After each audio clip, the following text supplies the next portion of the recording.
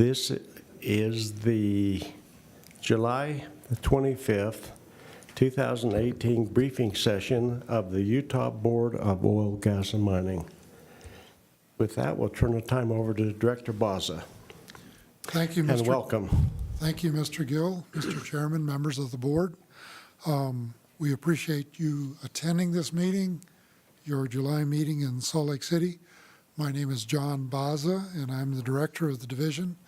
Seated with me at the table today is John Rogers, who's the associate director over our oil and gas program. He is going to provide a briefing item that's listed as number 1 on the agenda, which is an update to certain board requests which we received earlier this year. Back in January, I believe that, Mr. Chairman, you requested the division conduct a review of the horizontal drilling pilot projects and the status of those projects. And that has been a bit complicated, but John can explain a little bit more about that. And then in March, we had a representative of the public, Mr. Morley Cox, come and speak at our briefing session. And at that briefing session, the chairman also asked that we conduct some follow-up with Mr. Cox. So John's going to report on both of those items this morning. Thank you. Good morning, Chairman Gill, members of the board. I'd first like to start off with talking about our horizontal drilling status. I went back and reviewed exactly what you asked from the briefing of that time frame. And in that, you wanted to really focus on lessons learned, and you wanted us to reach out to the operators and to their council to see what lessons have been learned through these pilot projects. As I dug into this more, the term pilot project was a little lost on me because I'm not sure we really defined what the 7 pilot projects are. I almost, in my thinking, think any spacing order we've done outside our normal horizontal well drilling rule is a project in itself, in that it's a special horizontal drilling status. So I looked at all of them, and I looked through this. I was amazed at the complexity of this situation. I looked at the things like, these are the issues that all vary in some of the orders. You know, first of all, there's the number of horizontal wells in a 1280. There's a difference in the number of vertical wells in a 1280. There's a difference in the horizontal producing zones with a 1280, how many you can put in there. So you may be looking at 8 times 4, 8 times 5, 6 times 5, so there's a great variance there. Then we're also addressing the overlapping spacing versus vertical spacing, the internal setbacks between vertical wells and horizontal wells, and then also the vertical separation between producing zones, the length in there. That's all been different in the different orders.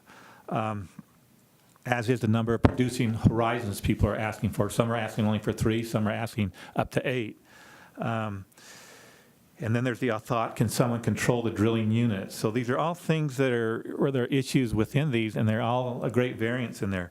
There's another thing that has affected our division, and especially in our permitting process, is a race to get an APD in. It's kind of, historically, it's been whoever got the APD in there first was the first in line. And we're finding that's being abused, in that some people are putting in as many as 200 APDs and might be drilling 5 to 6 wells a year. So obviously, those APDs will not be drilled. And yet it's putting a great burden on our division to go out and do those APDs and get those done. So these are all things that need to be addressed with the operators. So as I started with Newfield, and they were going to be here today to present, because after talking with the previous board counsel, Mike Johnson, he thought that it needed to be a public forum, this reporting, rather than a one-on-one board representation. So I was continuing along those lines to have the operators report at this briefing. However, Newfield couldn't get it quite together and get the people here today, so they would like to do that next month. I'd follow up that with Axia and Crescent Point to do a similar lessons learned, what they've learned from this process, in cooperation with their council, to see what has been learned in this process and where we could go in the future to make this more consistent. So that's where we're at with those individuals. And so that's the direction I'd like to proceed along that lines. Is that sufficient for your needs? I think so. I'll let the other board members respond to it. I think What you can do, though, is start a list of issues. We may not know what the lessons learned are on each of those issues, but what are the issues? Why, is it a stacked versus offset? Well, and I did that. I started making lists. I got to a page and a half, and I only read you probably about a third of what I wrote down. There's several issues. In every board hearing, as we come through here, we see new things come up. What issues are, and so I think that's a good idea. We can put out those things that are out there, and then when we highlight what are the top 10 issues and what do we really need to focus on.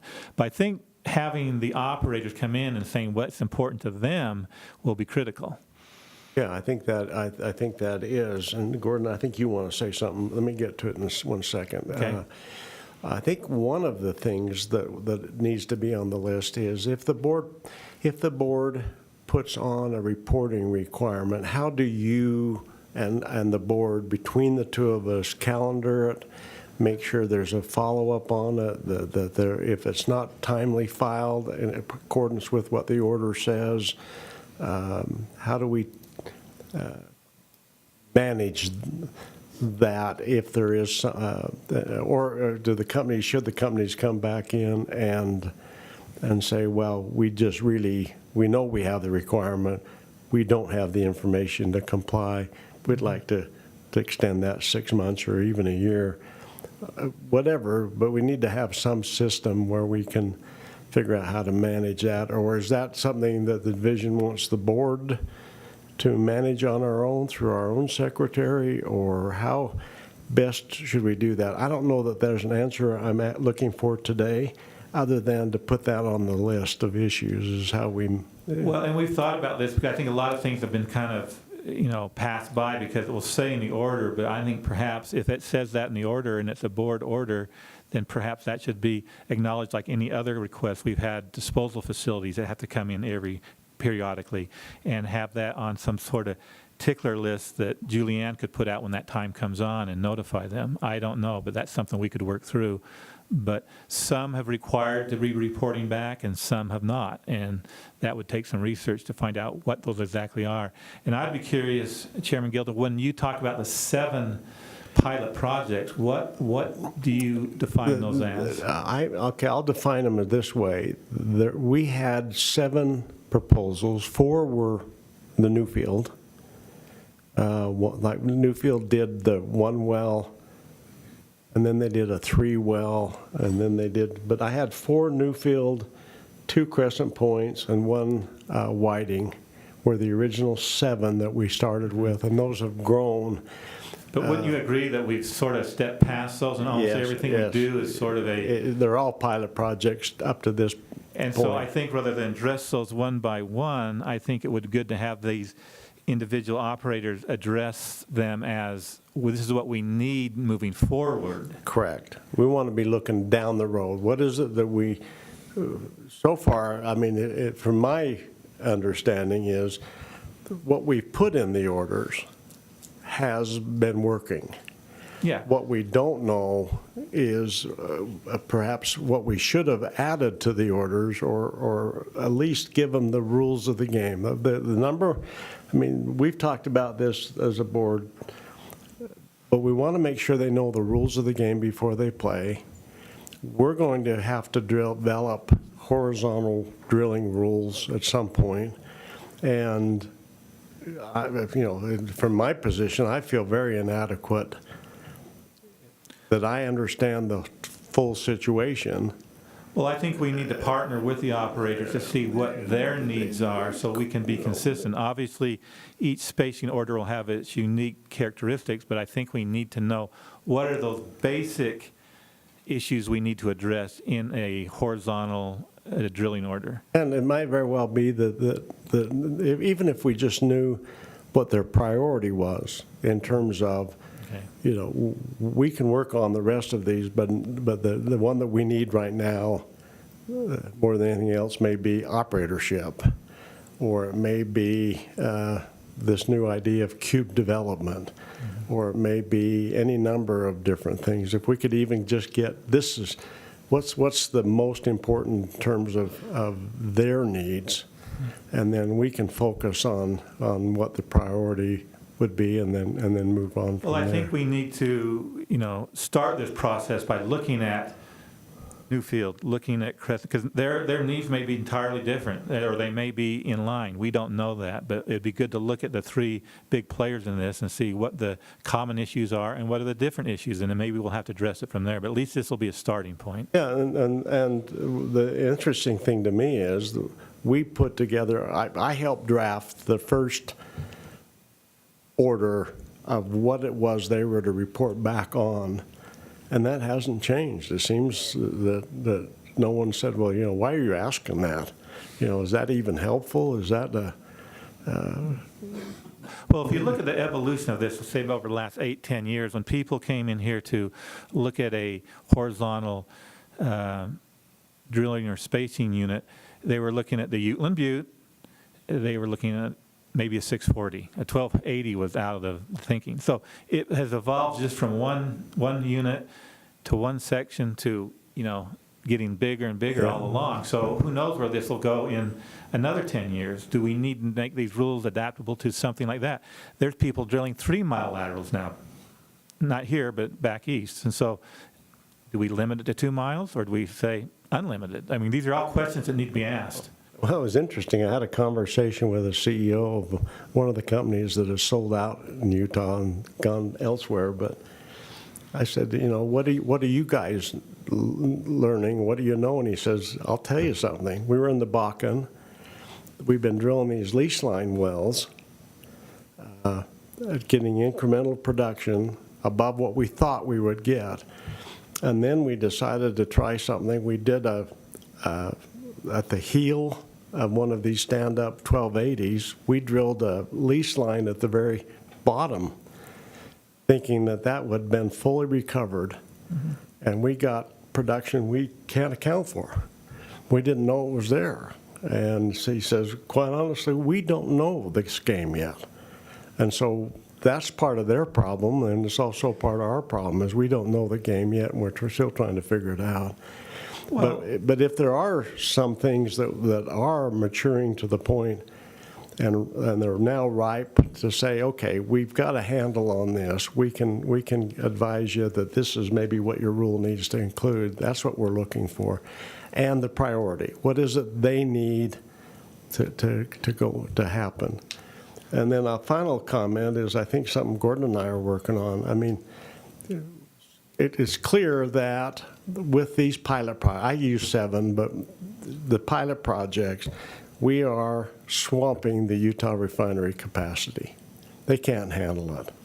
Tesoro put in $500 million of plant improvements and plant capacity just to deal with what Newfield has promised them.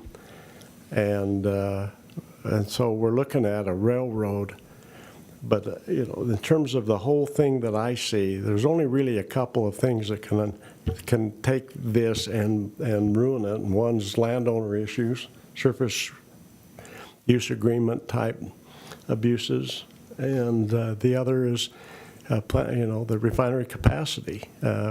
We can't get a railroad out of here or some pipeline or some way to get this in the interstate market, which is only one small step in the supply chain. The whole supply chain is a much more dynamic and big issue. If someone says, we build a railroad out of here, we'll have this all solved, they don't know much about oil and gas business, because you got to find a refinery that can take it. You got to figure out how to lease all the rail cars. You got just tons and tons of issues out there, but at least we're working on it, and it appears that, to me, that at the rate of return on investment level that these companies are reporting to us, we can compete state versus state at this point in time with about anybody. Because even though, like in the Permian, they're drilling these wells for 6 to 8 million, and ours are 8 to 10, the production is such that we can compete. And that's, otherwise we're just wasting time. Why go through all the running in place if the industry just can't make it here in Utah? Well, they can, and they're getting numbers better than other places. So I think it's worth it, worth the effort. Gordon, go ahead. So you really are. You're not on, Gordon. You covered my question for the most part. Just as we reach out to the companies, just asking them what can we do better? What are your major concerns that that you would like us to be more consistent on? And then just their suggestions on their best suggestion on how to what they would like the answer to be. And they're anxious to meet with you and talk. I mean, I think they want to be here in this similar format where they can interact with you and you can bring up questions to them. And so it's going to be not just a presentation, it'll be very interactive. And so I think that'll be a positive thing. Because I think for the division, the more urgent one is, the priority of APDs as they come in, if that's still happening. It'd be interesting to hear the different companies' perspectives on how they would like that. Well, we've kind of pushed resolved back a little and it's toned down a bit, Yeah. but it's still one of those areas, little gray areas, because historically we've just said first in, first out. But then that said, oh, I know how I can lock up all this land. I just put a bunch of APDs out there, and then it's kind of a game. Right. So we can see the negative side there. Yep. So we'll work along those lines. But Chairman Gill, just to address those issues you have about transportation, the oil industry is very complex. We have refinery capacity, transportation capacity. We have the ability, they're taking a hit here at the Wasatch Front because of the black wax. So, but getting it out of there, I think, is critical. And I've heard this from many operators. That's right now is something that they're limiting their production on just because they can't get it to the Wasatch Front because they can't take it. So it's something I think needs to be addressed. It's probably outside of what we do here, but if you're working along those lines, we would appreciate that, Chairman Gill. As far as I see it, in terms of priority, and back to the issues of priority, this one of them is APD. Mm-hmm. This the APD game that's playing. I hate it when people game the system. Number two, it appears to be this cube development and the operatorship.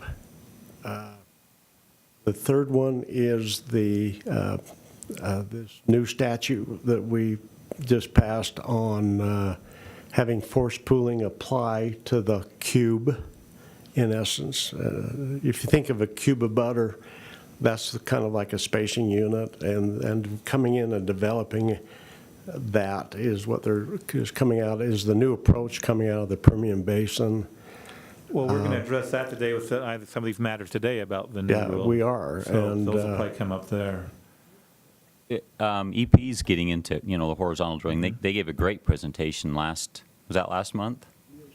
So let's include EP. Well, maybe I should. It's early for them. Would you like to do one a month? Would that overwhelm you, or would you think that would be No, sufficient? I think that'd be great. In fact, if the company were available and a 1 hour briefing session was not sufficient, I'd like to take the time we need and they need to make sure we understand.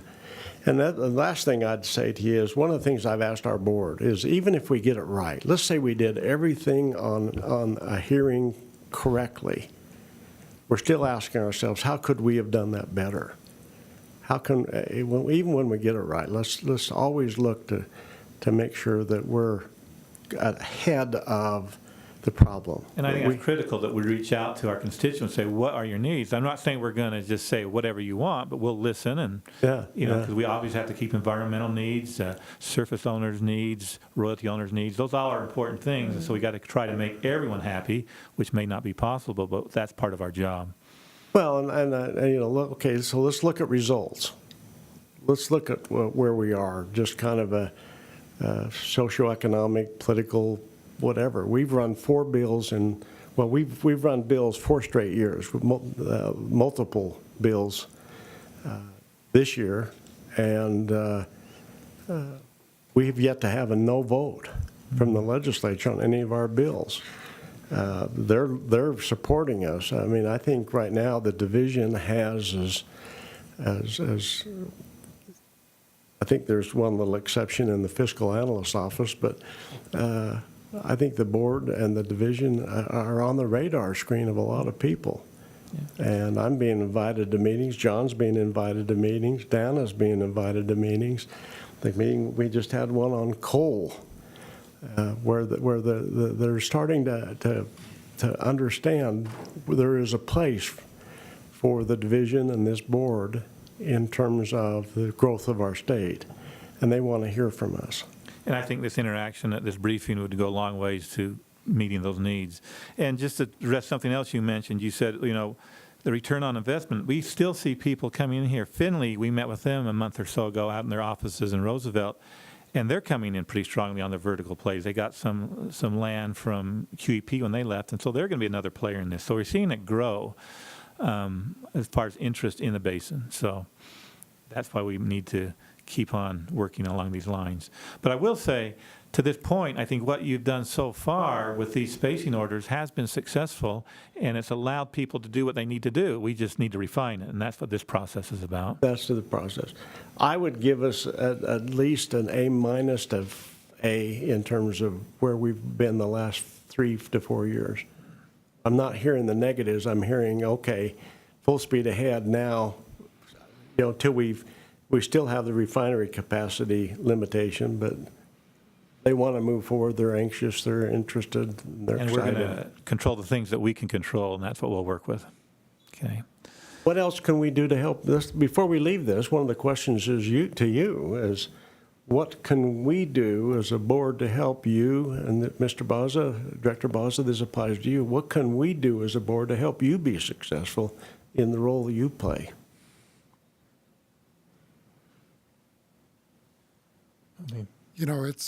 It varies by the day. John and I often have to sit in my office and discuss on a weekly basis, well, what are the top things we need to deal with next week.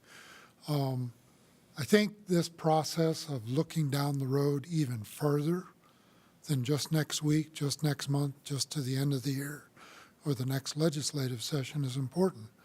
When we talk about visioning for the future, it really needs to be more of a 3 to 5 year timeline horizon as far as where we need to go. So that's where we lack some expertise and some ability to plan right now, is looking at that long-term horizon, because we're just trying to put out the next fire right now. And there are a lot of fires in Utah. Yeah. John, I mean, you and I have been around a while. This isn't our first rodeo. Yeah. And you've seen boards have different philosophies. Our board, I've asked them to wear the hat of both the hearing judge and the policy looking forward down the road 3 to 5 years. You've seen boards that just wanted to wear nothing but the hearing judge hat, and this has put a lot of pressure on you to look forward to, and us, are we doing this right? We may want to examine even that part of it. Are we pushing too hard? Are we giving you the guidance that you need from us? So far, you haven't needed a whole lot. Well, I think we're probably operating to the limit of our capacity right now with personnel. We've had to trim back a little bit because of the funding situation, but I think it's stable enough right now that we'll now look forward and add a few more bodies. And I think these people we add will probably help us. Well, good. Any other comments, anyone? Chairman Gill, you asked what would make us successful. Can I address that? Not only this month, but next month and the month after as well. I think the way you've approached these unique horizontal drilling matters have been very thoughtful, and you put some effort into it, rather than to say, well, the rule says this, and that's what it is, therefore you have to abide by the rule. The rule right now says 1 well per 640. That wouldn't fly, and if we held hard to that, we wouldn't be successful. We wouldn't have people doing what we're doing now. So I think by you looking outside the box, so to speak, and doing your analysis and allowing these projects to go forward have made us successful and made the state of Utah successful in the oil and gas exploration. So that's one thing that we appreciate, your ability to be flexible within reason, and I think you've taken that under consideration. Along with what John said, we're in the process of advertising for a permitting manager. Right now, Dane Doucette has moved in that position as a career mobility, and then we'll also be looking at some more hirings within our division, oil and gas section, because we're getting swamped, so to speak, and I think we're overworking our people, and they're not very happy with me, are they? Look at them. But we're hanging in there, and we're going to get some more people because things are picking up, so. Well, good. Director Baza said something on our field trip that has stuck with me, and I've used it several times. I'm afraid I'm going to say it wrong, John. And would you mind repeating that for the whole board? I think if it's what I'm thinking of, I Yeah, mentioned you to are. you that bureaucracy is created when we focus more on process than on the outcomes. And we're trying to avoid creating more bureaucracy. And I think that's the secret of where we are. We want to have the outcome be the controlling factor. And I appreciate your recognizing that and keeping that in front of us. With that, any second thoughts, board members, or the two of you on what we've just talked about? Not from me, but John is prepared to talk about the second item that we. Let's go to the second item then. Okay. As you may remember, Morley Cox, excuse me, was in here a few months ago at this board briefing, and he talked about some surface issues and family members and things he was not happy about. And so I went back and listed his issues, and I tracked him down and gave him a call. Some of his major issues were potential truck traffic. He ran the numbers saying, okay, if we have 40 wells producing this much oil, as on these board matters, they project how much oil they produce, he's very concerned with truck traffic. I alluded to him, that's something that we don't really control, but he's concerned about it. Another thing he was concerned about is right-of-way agreements and getting those straightened out. Those, again, are contracts between outside of our realm in the right-of-way agreement. On the pad, we have control, but a right-of-way agreement would be something he'd have to address on a private contract. The final thing he addressed was survey stakes showing up overnight in someone's property, and I've addressed it with many of the operators that reaching out to these individuals before they show up and start putting out survey stakes would be a positive. And I don't know, Gordon, do you hear about this out there with some of your neighbors?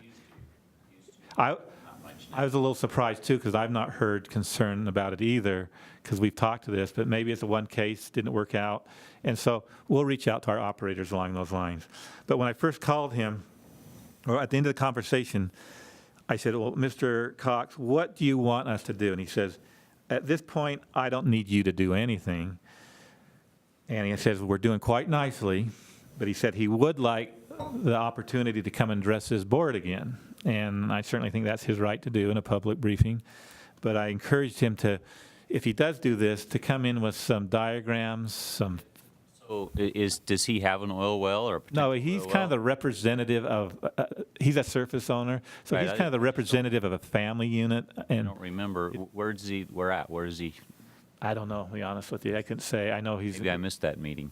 I don't have a bad memory. Anyway, I'd like to know who he is. And You've never met Mr. Cox? He knows you. my He mentioned bad your memory, names I many guess. times. Anyway,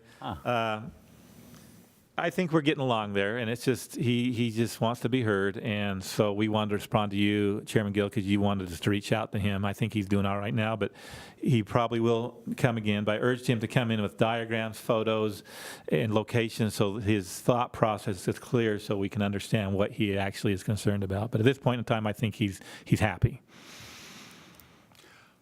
Thank you. Maybe to address Gordon's concern about having not met Mr. Cox, one of the valuable things about all this technology we're using is we have the ability to go back to archived board meetings and briefings and see exactly what was said. We've actually highlighted, the requests that John did this morning, we've actually highlighted the timestamp for those briefings where those requests came up. So if you'd like, Gordon, I can sit down with you on my computer and we can go exactly back to the statements that were made to see if that rings any bells with you.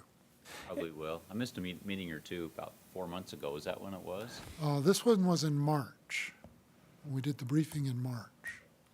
And, I just thought of this. He lives in Logan.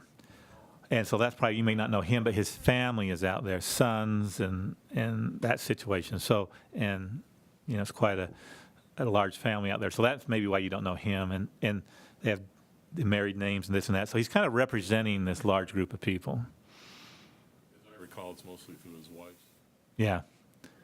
Vaguely, starting to ring a little bit. Yeah. Take a look at the briefing and you'll probably recall. Okay. Anything else? We don't have any other items to discuss other than we note that August is going to be a very busy month. We've got several items filed. Unless those things fall off the agenda, it could be a full day.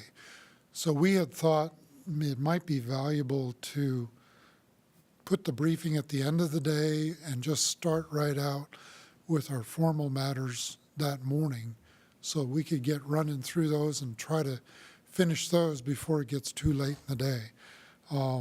That may put a crimp in John's plans to have one of the operators here, but we'll look at that and see if we can't work out the logistics Okay. for August. Yes. Then in September, we do have a board meeting here in Salt Lake, but the day before, Dana is working to set up a field trip with Rio Tinto to look at some of the work they've done, especially since they received an environmental excellence for some of that work this year. So we will spend the day before the September board meeting with Rio Tinto and touring their facilities and operations. That is all I had, Mr. Chairman, and I'll turn the time back to you. Thank you very much. And on the category of other, couple of things. Anna Dean and I were invited to a meeting at the State Energy Office dealing with a coal railroad idea to Baja California, Mexico. And it was very interesting, more so to me on who was invited. You had mine operators, you had two people, one from Savage and one from another company that were the supply chain people. And their comments were really interesting in terms of the complexity and there's a lot that has to be done, but the thing that was striking to me was how much the government of Utah is beginning to recognize the part that a primary industry plays in the state. And for those of you that don't know what I mean by a primary industry, that's a business that starts the money. And it's typically minerals, agriculture, manufacturing. And then everything else is a service to that. But if you don't have those, you don't really have an economy. If you do have those, you have a vibrant economy. And you've seen Africa countries that have come and gone. The Venezuela, what's going on there with their huge amount of natural resources that they have put out of bounds to the citizens, and it's interesting. The other thing, board members, is that I've been asked to give a couple of presentations late August at the Uintah Basin Energy Summit. We're going to again have the companies Axia, Newfield, and Crescent Point be on a panel that I'll be the moderator on to talk about why they've come to the Uintah Basin. And it's, as I introduced them last time that we did this at the Duchesne meeting, I introduced them as the $1 billion panel. And so that's stuck apparently. I said, in terms of gross revenue, this will be the first panel in Utah that has a gross revenue of about $1 billion a year, and it was really a success. So we'll be doing that. Anything else, board members? Oh, I did want to mention one other thing. In terms of my efforts and working with Mike Begley, we have, and welcome everybody, I hope everybody knows Mike by now, but we're trying to prioritize our work product of the things that we're working on, and one of the things that we're going to put a high priority on is the pooling and operator, or the JOA, consent, non-consent, pooling rules that are required to come out of the last 2 years' legislation. And then finally, just to comment on my part, that there was a bill passed last year that gave this board, or clarified that this board already had the authority, but clarified that our jurisdiction is exclusive as to those items addressed in our statute. It's not exclusive on everything, but it is exclusive if it's addressed in our statute. And that did pass. And the signal that sent to I've had 3 companies now mention to me how important that was in terms of a signal to them and to their management of where we were going towards a one-stop permitting process. And it was also something where we worked it out with local government. It came out of what they call the Ballard issue, and that's Ballard City had basically occupied the field in their city on oil and gas siting, regulation, fracking, even to the point that they gave themselves a 2% overriding royalty on the production. So that wasn't going to work, and there was litigation on that.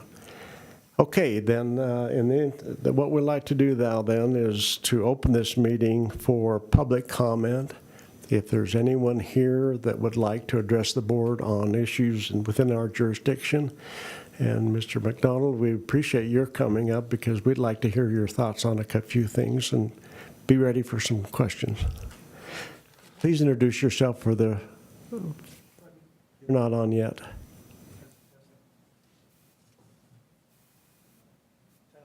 No, neither one of them are hot. I've been known to speak loudly, so I'll do No, try it again. We need you further. test. There we go. You're in. Okay, you're hot. Fred McDonald. I want to address the horizontal issue on behalf of Newfield. I've been asked to make a statement on their behalf. Newfield wanted to let the board know and the division that they are very supportive and will work with the board and the division on developing horizontal rules. There is an effort underway with the operators to discuss the issue and come to the board and the division with the consensus on issues. You know, both Mr. Rogers and yourself indicated that that was something you would like to see, and the operators are already undertaking that to do that. So they just wanted me to pass that on, that they are very appreciative of that, and they would like to move forward with the rules, and that efforts are underway amongst the operators to come to you with consensus issues. Okay. And if you're not familiar with what we're talking about, the legislation that we just passed provides that rather than force pooling each one of these horizontal wells within this cube that I'm referring to, that the legislation allows for the force pooling order to be applicable to all wells within the cube. But if, or there's a, Fred, you can say it a little better, but let me just try. To the extent the board is given authority under the law to write rules on this, and one of the big issues we'll need to make sure we cover is due process, making sure everyone has a chance to address the equities that they're involved with.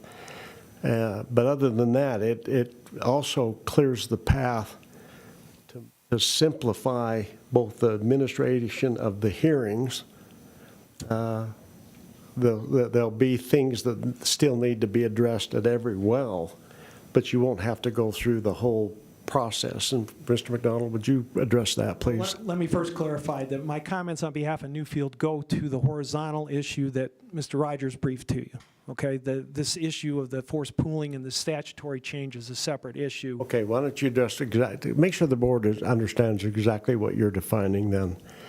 Okay, my comments for Newfield were to deal with the issue of you want to know where things are at with the horizontal development, what rules, what are the issues and all of that. And that was my comment on behalf of Newfield, that they are supportive of that and that efforts are underway to work with other operators to come to you with consensus issues instead of having piecemeal type of things, and that they're supportive of it.